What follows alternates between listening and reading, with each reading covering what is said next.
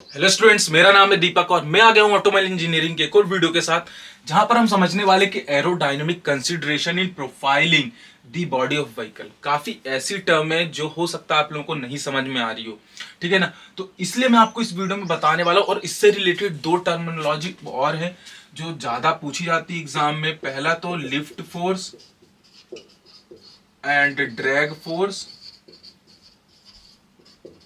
ठीक है। और दूसरा इन्हीं के coefficient coefficient of lift and drag force. ये दो क्वेश्चन और ये क्वेश्चन, सब चीजें मैं आपको बहुत इजी करके बताने वाला हूं। वीडियो को बस आप एंड तक देखना। चलिए स्टार्ट करते हैं। देखिए यहाँ पे क्या है कि एरोडायनेमिक कंसीडरेशन का मतलब क्या है। यहाँ पे सिंपल सी ये चीज है कि जब हमारी व्हीकल या गाड़ी चलती है तो हमें अपनी गाड़ी का डिजाइन यानी उसकी बॉडी का डिजाइन, देखिए मैं आपको बताता हूं। पहले क्या होता था कि हमारी व्हीकल ऐसे होती थी, ठीक है। पहले के समय पे ऐसे देख, पहले इतने ज्यादा एडवांस इंजन नहीं थे, व्हीकल हमारा बहुत तेज चले तो उस केस में ये चीजें चल जाती थी, ठीक है। बट अभी हमारे इंजन बहुत एडवांस आ गए। हमारी गाड़ी कितना 200 300 इस रफ्तार में भी चल सकती है, 120 100। तो इस स्पीड में गाड़ी इस तरफ जब मूव करेगी तो इतने फोर्स को नहीं झेल पाएगी। अब ये फोर्स कौन सी है मैं बताता हूं। देखिए अब जैसे ये व्हीकल इधर की ओर मूव कर रहा है और गाड़ी चलती है तो इधर एयर है, ठीक है, इधर से एयर आ रही है। यही एरोडायनेमिक कंसीडरेशन का मतलब यही है कि जब मैं अपनी बॉडी बनाऊं व्हीकल की तो इस तरीके से डिजाइन करूं, इस तरीके से डिजाइन करूं कि हमारी व्हीकल पे कम से कम फोर्स लगे, ठीक है ना। अब इसके बहुत सारे रीजन है, मैं बताता हूं क्यों ऐसा करना चाहिए। देखिए जैसे ही मेरी गाड़ी इस तरीके से, अब क्या होगा कि ये वाले पोर्शन पे पूरा एयर का फोर्स लगेगा, ठीक है ना। अभी मैं लिफ्ट और ड्रैग फोर्स भी बता देता हूं और ऐसा हम क्यों करते हैं, यानी कि ऐसा करने से हमारे नुकसान क्या है और ऐसा नहीं करेंगे तो फायदे क्या है। मतलब इस तरीके का, इसको कहते हैं आर्बिट्री शेप का हमारा क्या है, ये बॉडी है किसका, व्हीकल का। तो इस तरीके से हम बॉडी रखते हैं तो क्या नुकसान होते हैं और जब इस तरीके से नहीं रखते हैं तो क्या फायदे होते हैं। देखिए पहली चीज मैं बताता हूं आपको कि ये गाड़ी इधर की ओर चल रही है। अब इधर से हमारी एयर बहुत तेजी से जाती है, गाड़ी चलती है तो एयर बहुत तेजी से जाती है। तो अब इसमें क्या होता है कि आपने ये चीज 11th 12th में फिजिक्स में पढ़ी हुई, जितना ज्यादा सरफेस एरिया होता है, जितना ज्यादा सरफेस एरिया होता है कोई भी चीज का, उतना ही ज्यादा उसकी जो डायरेक्टली प्रोपोर्शनल चीजें होती है वो इंक्रीज होती है। मतलब मैं आपसे कहूं कि जितना ज्यादा एरिया होगा उतना ही फोर्स क्या होगा, इसके ऊपर फोर्स कह सकते हैं या फिर एयर का फोर्स, ठीक है, ये इसके ऊपर लगेगा। मतलब कि जितना ज्यादा सरफेस एरिया होगा इस पे उतना ही प्रेशर लगेगा, किसका, एयर का, ठीक है। तो यही चीज मैं आपको बताना चाहता हूं कि जितना ज्यादा, अब ऐसे में उसका एरिया ज्यादा डायरेक्टली स्ट्राइक हो रही है। और दूसरी चीज मैं ये भी बता दूं कि जो फोर्स, ये वाली फोर्स ऐसे परपेंडिकुलर अगर किसी चीज पे लगती है तो वो पीछे की ओर डिफ्लेक्ट होके आती है। और थर्ड लॉ ऑफ मोशन आपने पढ़ा था कि देखिए क्या होता है कि जितना फोर्स ही सामने वाली एयर लगाती है अपने किसी व्हीकल की बॉडी पे, ठीक उसी तरीके से उतना ही फोर्स ये व्हीकल भी एयर के ऊपर लगाएगी। मतलब ये यहाँ से रिफ्लेक्ट होके जाएगी पीछे की ओर। और ये चीज समझ लेना कि अगर जितना ही स्ट्रेट एंगल होता है फोर्स का किसी भी चीज के ऊपर, उतना ही ज्यादा वो क्या करती है, अफेक्ट करती है चीज को। तो ये एक चीज समझ लेना, बहुत इससे इजी नहीं बता सकता कोई आपको, मैं आपको बता रहा हूं। इसलिए इस तरीके से हम व्हीकल की बॉडी को डिजाइन करें एरोडायनेमिक कंसीडरेशन को ध्यान में रखते हो। अब देखिए यहाँ पे लिफ्ट फोर्स और ड्रैग फोर्स क्या आता है। अब देखिए इसके नुकसान पहले समझ लेते हैं, फिर हम लिफ्ट और ड्रैग फोर्स में जाते हैं। तो इसके नुकसान ये हैं कि जैसे मैंने इस तरीके की रखी बॉडी शेप, अब क्या होगा, डायरेक्टली प्रेशर लग रहा है। पहली चीज तो यहां पे क्या हो जाएगी कि जो हमारा व्हीकल है, व्हीकल की स्पीड तो कम होगी, ठीक है, स्पीड जो है वो लेस हो जाएगी।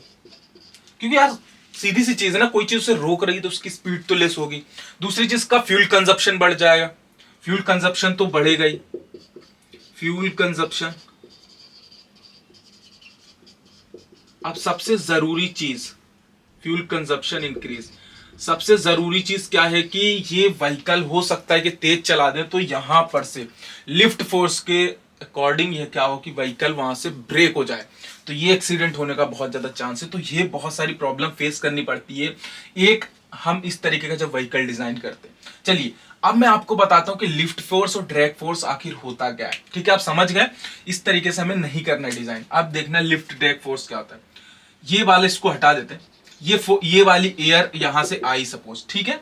अब ये जो एयर आती है, तो जो चीज लिफ्ट फोर्स का मतलब ये होता है, नहीं पहले ड्रैग फोर्स को हम पहले समझ लेते। तो ड्रैग फोर्स का मतलब ये होता है कि जो ये एयर जा रही है, ठीक है, वो व्हीकल पे ऐसे डायरेक्टली क्या हो, अप्लाई हो, इसे कहते हैं ड्रैग फोर्स। एक हम ऐसा करके ग्राफ बना लेते, तो ये वाला ड्रैग फोर्स हो गई एफ डी, ठीक है, समझना।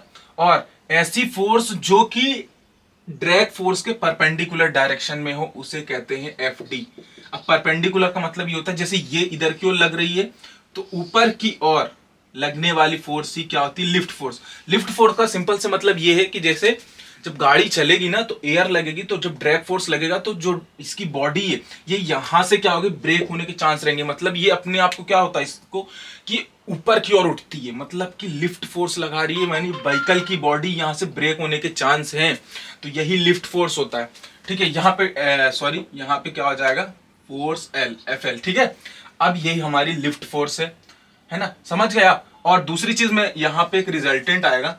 अब मैं आपको एक चीज बता दूं कि जितना अगर हमारा एफ एल जीरो हो जाएगा, लिफ्ट फोर्स जीरो हो जाएगा, तो हमारा बॉडी का बेहतरीन परफॉर्मेंस होगा, गुड परफॉर्मेंस होगा। मतलब कि हमें जब during the time of design करें, एरोडायनेमिक्स कंसिडरेशन रखते समय हम एफएल को जितना ज्यादा मिनिमम रखेंगे, हमारी बॉडी का एरोडायनेमिक कंसिडरेशन प्रोफाइलिंग उतना ही ज्यादा बेहतरीन होगा। चलिए अभी कोफिशिएंट की बात करते हैं। तो देखिए एफएल का फॉर्मूला ये होता है कि CL coefficient of lifting force, और यहाँ पे डेंसिटी, ठीक है। दूसरी चीज उसके वेलोसिटी का स्क्वायर, मतलब ये जो मूविंग कर रहा है व्हीकल, सॉरी वेलोसिटी का है, ठीक है, जो कि यहाँ पे एयर जो हमारी मूव कर रही है उसके वेलोसिटी का स्क्वायर। और आखिरी में हमारा लास्ट में हमारा एरिया, ठीक है। एरिया बहुत ज्यादा मैटर करता है, इसलिए मैंने यहाँ बताया था जितना सरफेस एरिया उतना ज्यादा एफ एल, क्योंकि डायरेक्टली प्रोपोर्शनल ना यार, ठीक। दूसरी चीज होता है एफ डी, ड्रैग फोर्स क्या होता है, coefficient of drag, density, velocity का स्क्वायर और एरिया, दोनों चीजें सेम है। अब आपको एग्जाम में अगर इस तरीके क्वेश्चन आए कि आप बताइए ये क्या होता है, lift force, drag force, coefficient, तो देखिए जितनी चीज आप कॉम्प्लिकेटेड करेंगे उतना ज्यादा कॉम्प्लिकेटेड हो जाएगा, जितना इजी रखेंगे उतना इजी हो जाएगा।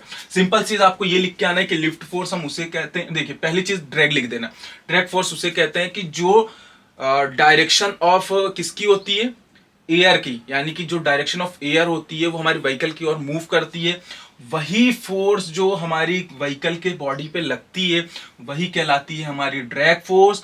और लिफ्ट फोर्स हमेशा ड्रैग फोर्स के परपेंडिकुलर होती, सिंपल सी चीज है, यही है। दूसरी चीज ये फॉर्मूला आप याद कर लीजिएगा, ये फॉर्मूला आप लिख के आएंगे, इसमें ये coefficient of lift, coefficient of drag. और दूसरी चीज अगर आपने कोफिशिएंट ऑफ इसको जीरो कर दिया, कोफिशिएंट ऑफ एल इसको जीरो आपने करना है, इसको मिनिमम से मिनिमम रखना है, उतना ज्यादा हमारे व्हीकल का परफॉर्मेंस इंक्रीज होगा एरोडायनेमिक कंसिडरेशन के लिए।